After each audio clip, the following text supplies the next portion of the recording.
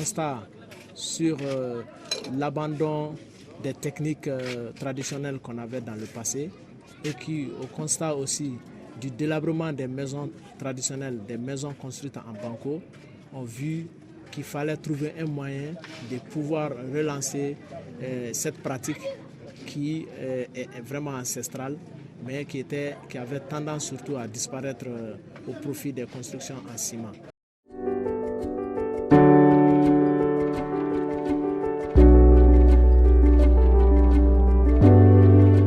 Le constat est que nous parlons toujours de changement climatique. Mais le changement climatique est dû au comportement humain. Le comportement humain, c'est quoi? C'est la déforestation. Le comportement humain, c'est quoi? C'est la construction dans tous les sens. Les constructions aussi qui emmagasinent un peu la chaleur au niveau des maisons. Comme le disait le professeur Abdoulaye Deyoko, qu'il n'est nullement nécessaire de construire une villa tout en béton et de dormir à la belle étoile. Donc il fallait juste trouver le bon moyen, trouver le bon poste pour occuper les espaces que nous avons et les occuper en même temps.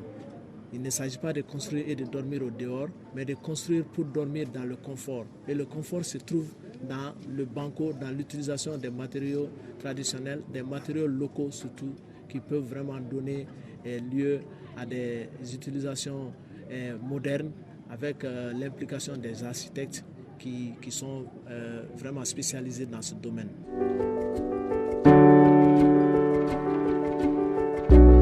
Ces maisons-là sont adaptées à notre climat. Par exemple, vous trouverez que toutes les personnes qui dorment sous les maisons en paille, par exemple, les maisons dont la toiture est faite en chaume, dorment tranquillement. Et dont surtout les murs sont faits en banco, parce qu'à l'intérieur, ça ne laisse pas la chaleur percer.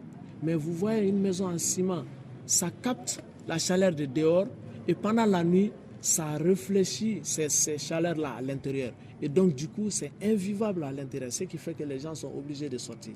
Et n'en parlons pas si c'est des maisons en tôle, sans plafonnage, qui au moins abaisse un peu la chaleur qui est emmagasinée par les tôles aussi.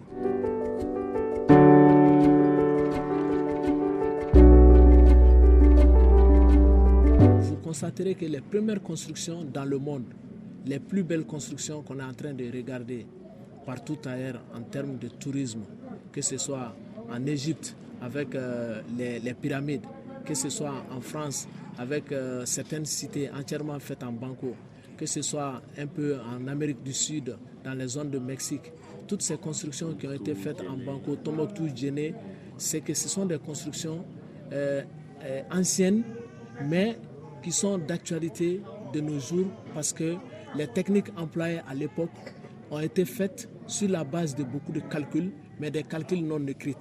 Mais actuellement, les architectes ont inventé beaucoup de systèmes et ils font des calculs pour essayer de minimiser un peu les matériaux utilisés, mais également de les rendre plus durables afin que ceux qui vont vers ces matériaux-là puissent être satisfaits en termes de temps, mais en termes de qualité également.